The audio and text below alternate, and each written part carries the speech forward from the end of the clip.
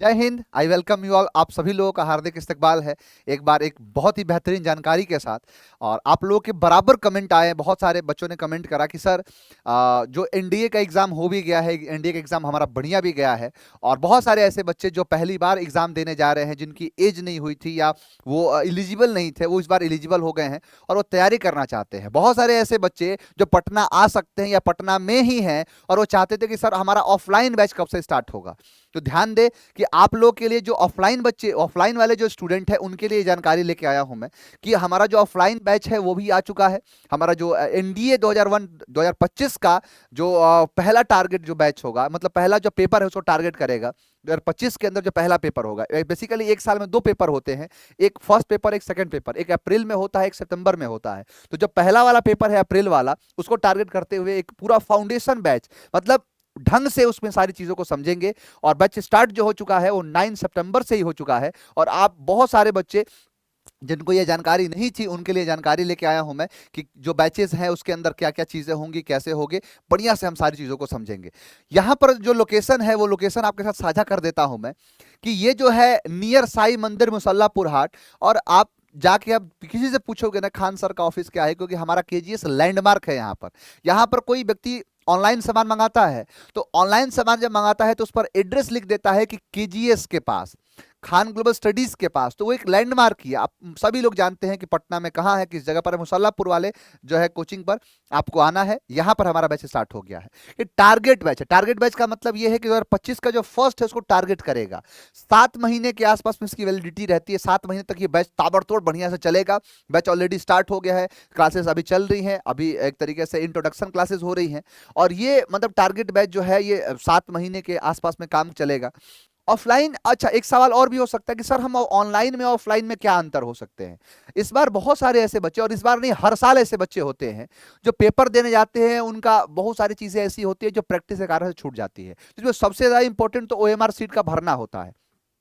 बहुत सारे बच्चे जो ओएमआर सीट भरते हैं उनको समय नहीं मिल पाता है या ओएमआर सीट पर कमांड नहीं होता है। देखो ऑफलाइन, कभी भी ऑफलाइन जो है सबसे बेस्ट रहेगा। कारण क्या है कि इसमें हम एक अलग तरीके से माइंडसेट के साथ आते हैं। जैसे आप ऑनलाइन में हो तो आपकी पढ़ाई थोड़ी सी भंग भी हो सकती है कि आपकी क्लास चल रही है, मान लो किसी का कॉल आ गया या कोई कुछ काम के लिए कह दिया, घर पर रहते हैं कोई बोल दिया ये काम कर लो, तो हम मना नहीं कर पाते हैं। लेकिन जब हम ऑफलाइन पढ़ते हैं तो एक डेडिकेटेड हम क्लास की तरफ जाते हैं। वो जो हमारा टाइम होता है 2 घंटा 3 घंटा 4 घंटा 5 घंटा, वो पूरा डेडिकेटेड होता है हमारी स्टडीज को। और उसमें हम कुछ और चीजें नहीं करते, हम दिन भर पढ़ाई ही करते हैं। और कहीं ना कहीं एक मोटिवेशन भी आता है हम जब ऑफलाइन है। और आप लोग तो कहते ही हो जो बात तुझ में है वो तेरी तस्वीर में कहा। तो जो बात सामने सामने होती है वो तस्वीर में कहाँ हो पाती है।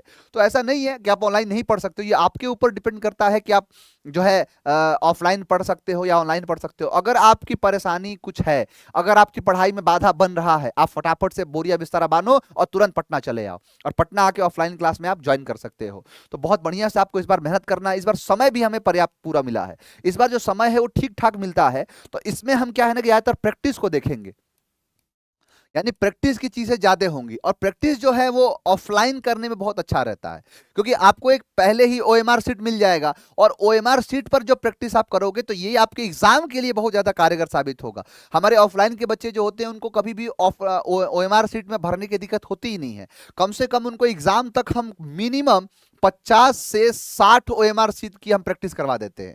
यानी 50 से 60 ओएमआर सीट वो भर के और अपने आप को इतना बुलंद कर लेते हैं, इतना बढ़िया से उनकी प्रैक्टिस हो जाता है, उनका अभ्यास हो जाता है कि फिर वो एग्जामिनेशन हॉल में उसकी चिंता नहीं करते हैं। बढ़िया से एकदम हंसते मुस्कुराते गोला बना के चल देते हैं। सबसे बड़ी बात तो ये है। दूसरी बात, अगर मैं बात करूं ऑफलाइन क्लास की, तो इस ऑफलाइन क्लास के अंदर थोड़ा सा क्या है कि जैसे आपको बहुत सारे ऐसे सब्जेक्ट होंगे, जैसे मैथमेटिक्स हो गया या फिजिक्स के कुछ न्यूमेरिकल्स हो गए, तो हो सकता है कि आपको नहीं मतलब उसके कुछ डाउट्स हैं, या आपको लगता है कि नहीं सर मुझे इस पॉइंट पर मुझे डाउट है, तो आप तुरंत पूछ सकते हैं। क्योंकि सर लोग जो है जैसे क्लास खत्म करते हैं तो मौका देते हैं कि आपको कुछ पूछना है वो आप पूछ सकते हैं। और आपकी स्पेशल डाउट क्लास भी चल लेती है। तो ये चीज़ है मोटे मोटे तौर पर। ऑफलाइन के कुछ फायदे भी हैं, और अगर आप जो बढ़िया से अगर आप अपने आप को समझा सकते हो तो आप ऑनलाइन भी पढ़ सकते हो, ऐसा कोई दिक्कत नहीं है। लेकिन खास करके अगर आपकी ऑनलाइन में पढ़ाई भंग हो रही है तो बहुत टाइम नहीं होता है आपके पास बहुत ज़्यादा समय नहीं है, क्योंकि 16.5 साढ़े 19 साल के ही बीच में आपको लेफ्टिनेंट बनना होता है।